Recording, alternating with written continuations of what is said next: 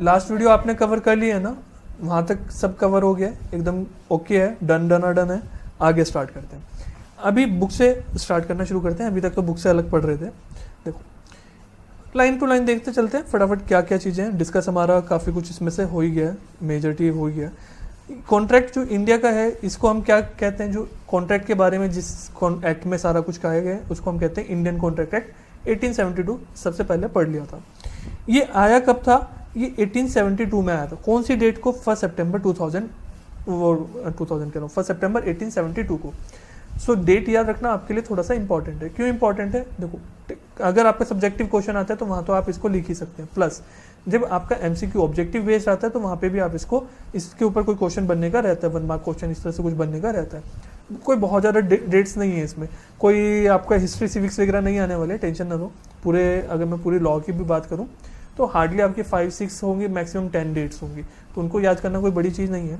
आप क्या करोगे मैं बता रहा हूँ, अभी से इसी टाइम से फर्स्ट डे से अपने पास एक पेज, मतलब कॉपी के, बुक के, कहीं के भी आप स्टार्टिंग के पेजेस या लास्ट के पेजेस रिजर्व रखो अपने कुछ एक्स्ट्रा नोट्स के लिए, जो मैं आपको टाइम टू टाइम बताता रहूँगा। उसमें एक हेडिंग लिखो डेट्स। वहाँ पे क्या लिखोगे? डेट। जितनी भी डेट्स होंगी अभी जहाँ जहाँ भी रेफरेंस आएगा उसको यहाँ पे आप मेंशन करते रहोगे। सबसे पहले लिखो ICA, मतलब इंडियन कॉन्ट्रैक्ट एक्ट आपका कब आया था? 1 सितंबर को 1872 में। ठीक है, सो ये चीज़ आपको करनी है। It applies to all of the India except Jammu and Kashmir. ये आपके पूरे इंडिया पे अप्लाई होता है, जम्मू एंड कश्मीर को छोड़ दिया। ये लाइन हर जगह आपको ऐसे की ऐसे ही मिलेगी। ICA का मटेरियल आपका अपडेट नहीं हुआ है, और उसके अलावा ऑथर्स की बुक में भी मैक्सिमम मुझे जो लगता है कि उन्होंने भी अपडेट नहीं करा है। बट आर्टिकल में जब चेंज आया आपके 370 आर्टिकल में, पता है ना, जम्मू एंड कश्मीर वाले आर्टिकल के बाद, उसके बाद से ये जम्मू एंड कश्मीर पे भी एप्लीकेबल हो चुका है। अब एग्जाम में आपको क्या करके आना, 100% श्योर एग्जाम में कोई आपसे इस पर डायरेक्ट क्वेश्चन नहीं पूछेगा, क्योंकि ICA को नॉलेज है, बुक में अपडेट नहीं हुआ है। सो फाउंडेशन लेवल पे वो ऐसे आपके साथ नहीं करेंगे कि हाँ भाई कंफ्यूजन हो स्टूडेंट को क्या लिखना। अगर बाई चांस आपको थ्योरेटिकली कुछ आता है तो वहाँ पे आप इसी तरह से मेंशन करके आना। ग्रीन कलर में जो मैंने लिखा है ना, ये वाला भी देखो, कलर्स, सॉरी ये वाला नहीं, एक सेकेंड रुकना। देखो ये मैंने ग्रीन कलर से इसीलिए लिखा है, डिफरेंशिएट करा है कि ये मेरा पॉइंट है। सो इसको आप ब्रैकेट में, जब अगर कुछ टेक्सचुअल लिखने में आप सब्जेक्टिव आता है तो वहाँ पे ब्रैकेट में इसको सिंपली ऐसा लिखे आना। चेक करने वाले को समझ में आ जाएगा कि बच्चे को कुछ एक्स्ट्रा नॉलेज है। हर लॉ में कुछ चैप्टर्स होते हैं। चैप्टर हमारे जैसे चैप्टर नहीं, डिफरेंट चैप्टर होते हैं। मतलब उसमें ना, जैसे हमारी बुक को पार्ट करा होता है ना, चैप्टर्स में पार्ट ऐसा करा रखा होता है। आपने बिजनेस स्टडीज पढ़ी, इकोनॉमिक्स, अभी लॉ, तो अलग अलग चैप्टर्स हैं। उसी तरह से पूरे लॉ को, अभी इतना बड़ा लॉ होता है, बहुत कुछ होता है, तो उसको भी पार्ट किए होते हैं। तो कितने चैप्टर्स हैं? 11 चैप्टर्स। और कितने पार्ट्स में कवर हुआ है मेरा कॉन्ट्रैक्ट एक्ट? 2 पार्ट्स में कवर हुआ है। अच्छा, आपको बेयर एक्ट दिखाऊं? बेयर एक्ट मतलब ये प्रॉपर एक्ट तो नहीं है जो मेरे पास है, जरूरी भी नहीं है कि हमेशा ऐसा ही हो, बट हाँ पुराने एक्ट ऐसे ही मिलते हैं। देखते हैं, देखो कैसे लिख बना हुआ है, सिंपल सा। Law commission of India 13 report, contract act 1872, ये इसके बारे में स्टार्टिंग में लिखा है, मिनिस्टर वगैरह को लिखा है। कंटेंट, ये इंडेक्स है, कितना बोरिंग सा इंडेक्स है ना। हमने जो इंडेक्स बनाया कितना कलरफुल बनाया, कलर बुक प्रिंट करनी चाहिए थी, नहीं ऐसे ही आते हैं, सिंपल आते हैं। अभी मतलब ऐसा नहीं है कि आज भी ऐसी है, आज ऐसा नहीं है। GST का आप एक्ट देखेंगे तो वो टेक्सचुअल, उसकी थोड़ी सी प्रेजेंटेशन अच्छी है, क्योंकि ये पुराने टाइम पे टाइपराइटर के थ्रू होकर फिर स्कैन होकर वो फ़र्क है। अभी टेक्स्ट HD में चलता है, आपका PDF फाइल आ जाती है नॉर्मल डाउनलोड होकर, बट फॉर्मेट आज भी यही रहता है। मुझे मेन किससे बात करनी है? फॉर्मेट से। देखो पार्ट 1, ये पार्ट 1 की बात कर रहा है यहाँ पे, अभी इसके बारे में सारी बातें हुई। फिर सेक्शंस वगैरह आएंगे, अभी हम देखेंगे सेक्शन वगैरह के भी रेफरेंस लेंगे, तो यहाँ पे सब चीज़ें लिखी होती हैं। ये स्टार्टिंग अभी चल रही है, तो देख रहे हो ना कैसे बोरिंग से स्टाइल में कैसे लिखा होता है सब कुछ। और इसकी लैंग्वेज पढ़ोगे ना, कुछ समझ में नहीं आएगा। देखें एक बार, The law revision committee commented that on agreement to keep an offer open for a definite period of time or until the occurrence of some specific event should be enforceable, even where there is no consideration to support. कितना मुश्किल सा अलग सा कैसा लिखा होता है ना इसमें, तो वो दिक्कत रहती है। एक सेकंड रुको ना, क्या ओपन करना था मुझे? हाँ, क्लियर है ये वाली बात? तो इस तरह से हमारा एक्ट चलता है। ये सिर्फ आपको एक रेफर देना था मुझे कि कैसे एक्ट में लिखा होता है। इतना कलरफुल, इतना प्यारा प्यारा करके नहीं लिखा होता है। पहले देखो एक्ट कितना कॉम्प्लिकेटेड होता है। आईसीआई मटेरियल आपको उसको सिंपल सा करके दे रहा है, सिंपल सा उसको ईजी लैंग्वेज में समराइज करके अच्छा सा बना के, और हमने तो उसको और इतना अच्छा इंटरेस्टिंग बना दिया कि उसको पढ़ना और इसको पढ़ना जमीन आसमान का फर्क है। ठीक है, अब इंपॉर्टेंट डेफिनेशंस आती है। ठीक है, हमें क्या पढ़नी है? इंपॉर्टेंट डेफिनेशंस पढ़नी है। तो यहाँ पे हर लॉ में सेक्शंस होते हैं। आपने सुना होगा ना सेक्शन याद करने हैं, क्या सेक्शन याद करने, अपने सीनियर ब्रदर सिस्टर को कहते हुए सुना होगा कि सेक्शन हम तो याद नहीं करते हैं, ऐसा कुछ सेक्शंस होते हैं। जैसे आपके चैप्टर्स होते हैं ना, पैराग्राफ होते हैं, उसी तरह से इसमें सेक्शन होते हैं। हर चीज़ को एक सेक्शन के नाम से दे रखा होता है, नंबरिंग करी होती है, तो नंबरिंग को हम क्या कहते हैं? सेक्शंस कहते हैं। तो सेक्शन 2A है, ये ब्रैकेट में ही लिखा जाता है ए।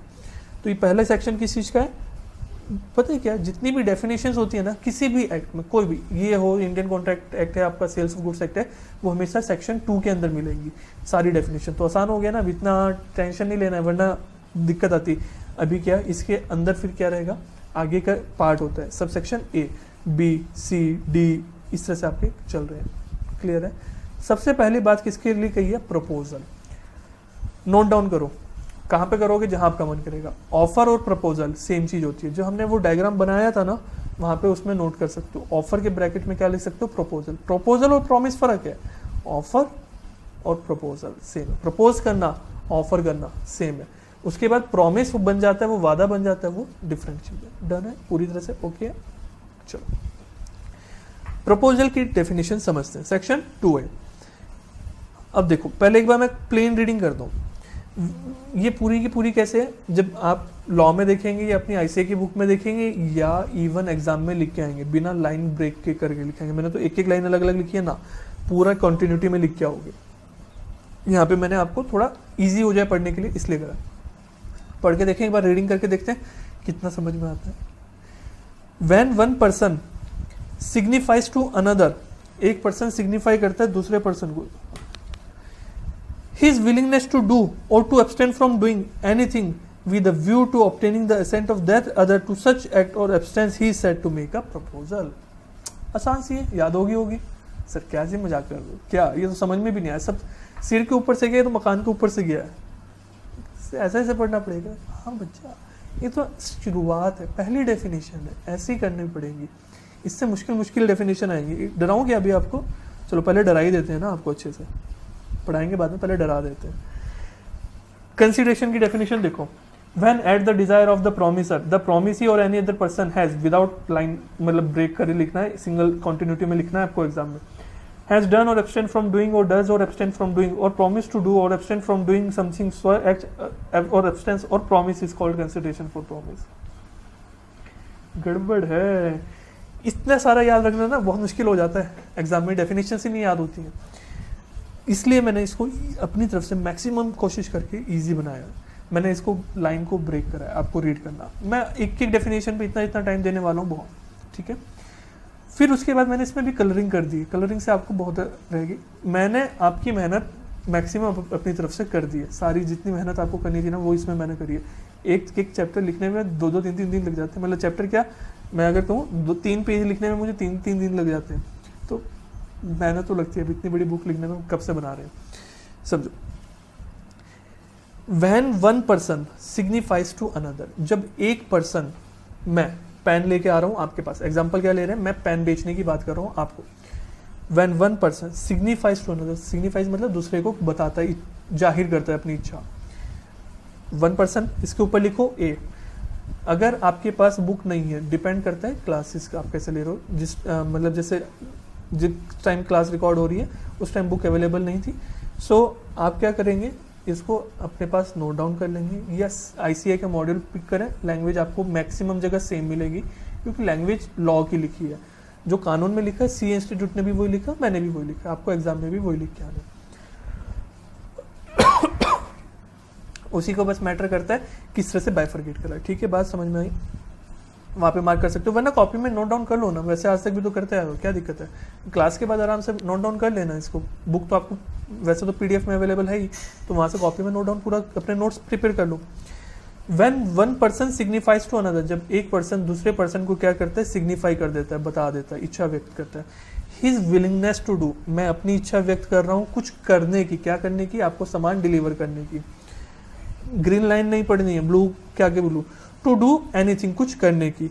विद द व्यू, किस इंटेंशन से मैं आपको वो बात बताऊँ, मैं बता क्यों रहा हूँ, आप होते कौन हो, मैं आपको क्यों, सिर्फ आप ही को क्यों, किसी और को क्यों नहीं बता रहा हूँ। With option view to obtaining, किस लिए, ऑब्टेन करने का, assent of that other person, सामने वाले पर्सन की, मतलब आपकी क्या करने के लिए, एसेंट, एसेंट मतलब हामी, यस आपकी ये चाहिए, मैं आपको कह रहा हूँ आप मुझसे खरीदोगे क्या ये जो भी मैं बेच रहा हूँ पेन, क्यों बता रहा हूँ, मेरी इच्छा है कि आप हाँ कर दो, बस इस इंटेंशन से बताऊंगा कि आप मुझे ना कर दो, नहीं ना, फिर मैं ऑफर ही क्यों करूंगा। आप जो वो लड़का ने प्रपोज करा क्यों करा, इस इंटेंशन से अपने मन की बात बताई ताकि सामने वाला उसको एक्सेप्ट कर ले। टू सच एक्ट, मतलब आप क्या हाँ किस चीज के लिए कर दो, इस एक्ट के लिए जो मैं कर रहा हूँ, मतलब मैं क्या कर रहा हूँ, आपको सेल करने की बात कर रहा हूँ। He is said to make a proposal, ये क्या कहलाएगा कि मैं आपको क्या कर रहा हूँ, प्रपोजल कर रहा हूँ। ठीक है, बस मैंने ग्रीन लाइन अभी तक मैंने नहीं पढ़ी है। अब आप क्या करेंगे, जितना मैं हाईलाइट करूंगा, जो जो मैं बोलूंगा वहां वहां वो वैसे वैसे के लिखोगे। चलो लिखना करेंगे शुरू।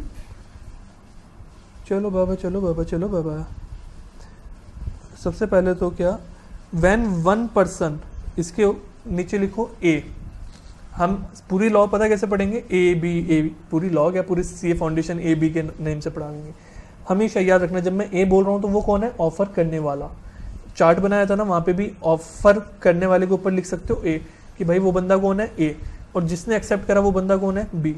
हम हमेशा ऐसे ही पढ़ेंगे, पूरे का पूरे सी फाउंडेशन निमट जाएगी ए और बी में।